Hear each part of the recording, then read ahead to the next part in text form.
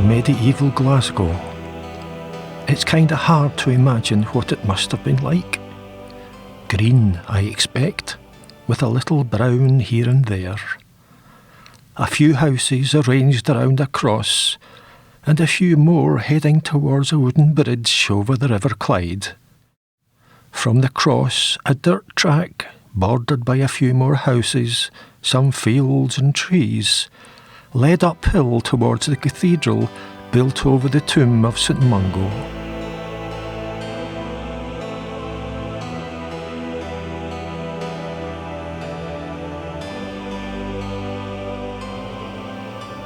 Oh, and there was a castle too.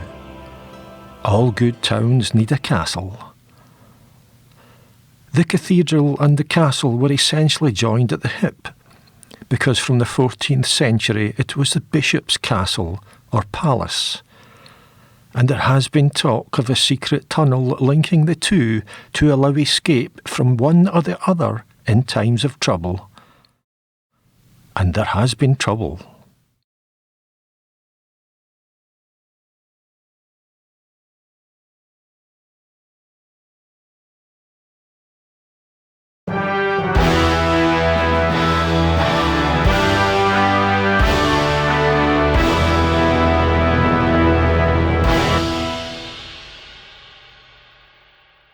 Bishop William Turnbull should probably take all the credit for creating the university. Turnbull persuaded King James II to write to Pope Nicholas V to request the establishment of a university in Glasgow. And so a proclamation or papal bull was issued, and on January the 7th, 1451, the University of Glasgow was founded. Turnbull became the university's first chancellor. In the absence of its own buildings, lectures were initially held in the cathedral's chapter house and in an old building in Rotten Row, which was also used for living quarters. The chapter house of Blackfriars Monastery on the east side of the High Street was also used.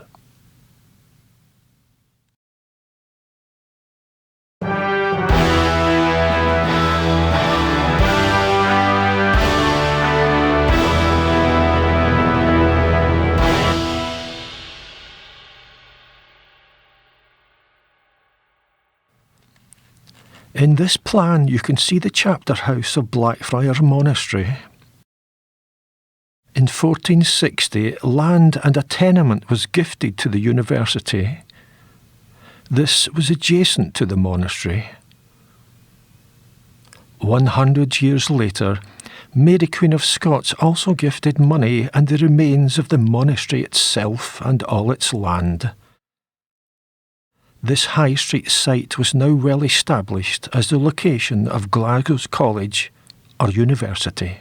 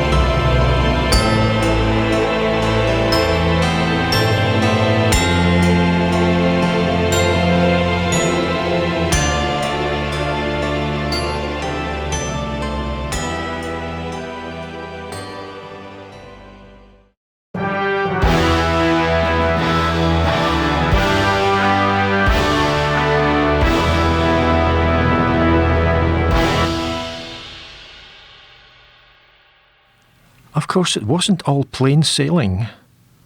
During the Reformation, Archbishop James Beaton fled to France with university and cathedral valuables, including the mace and papal bull, in order to keep them safe.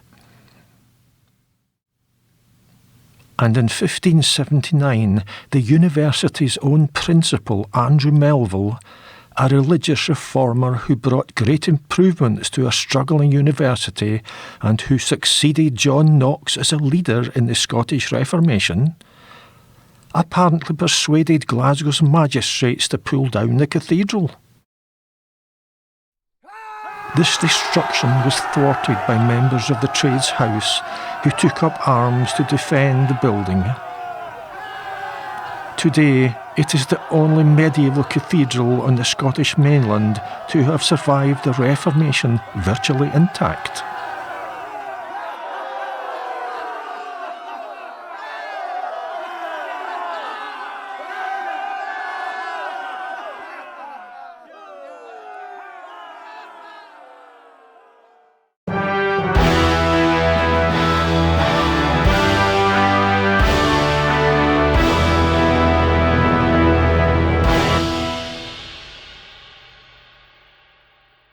By the 17th century, some of the older buildings in the High Street were showing signs of age, and a programme of building improvement took place to replace them and add to the university site.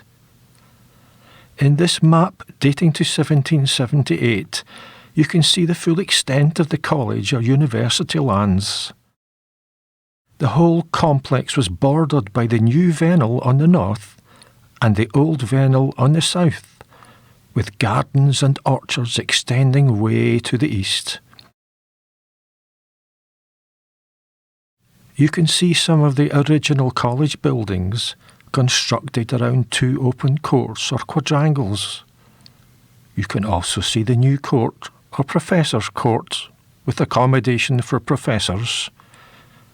There's Blackfriars Church on the site of the old monastery and the college gardens. A small bridge over the Mollendine or Burn that led to open grounds with an observatory and lands extending beyond the butts, where in earlier times archery was practised.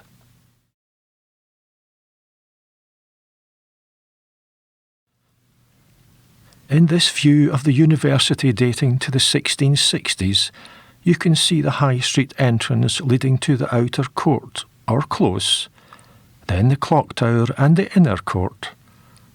On the right is Blackfriars Church, with gardens to the rear.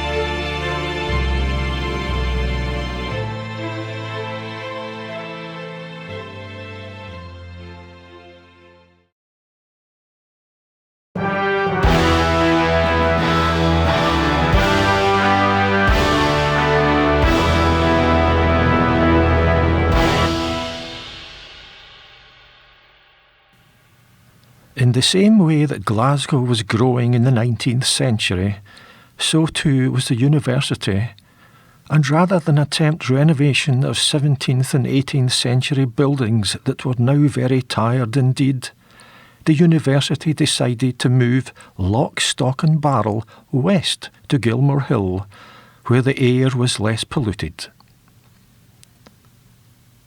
The old college site was sold to the City of Glasgow Union Railway Company in 1663.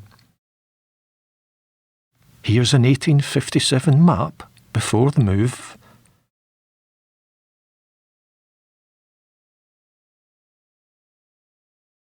And here's an 1893 map with the site now totally occupied by railway lines and goods sheds and a station.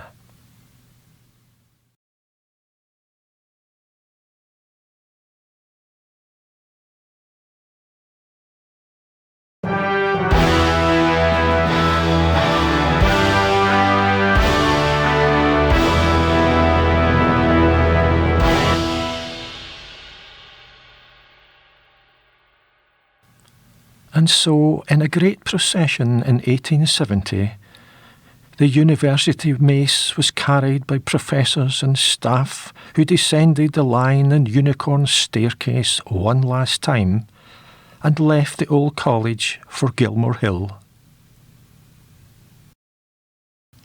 The new university didn't quite look as it does now, as the central tower was without a spire until 1884. But as most of these photographs reveal, most taken just after the move, it looked much the same as it does today.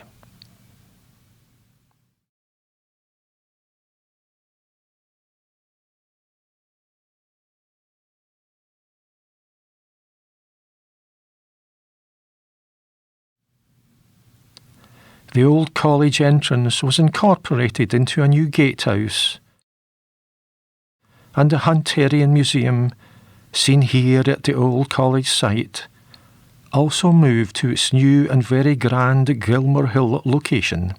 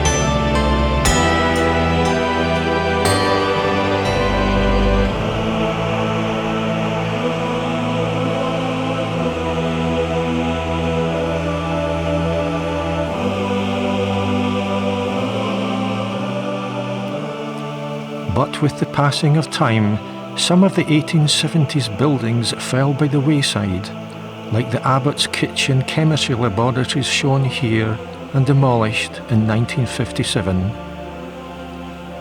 Today, the university continues to build and grow.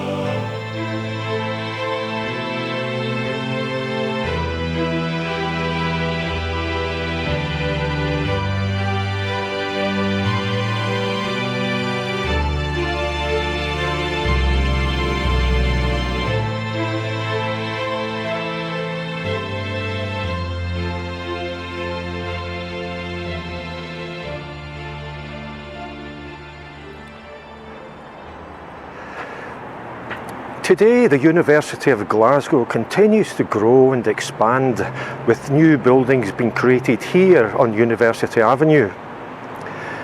This continuous growth and improvement will ensure that the university maintains its position as one of the finest universities in the world. I'm Eddie Burns. I'll see you again.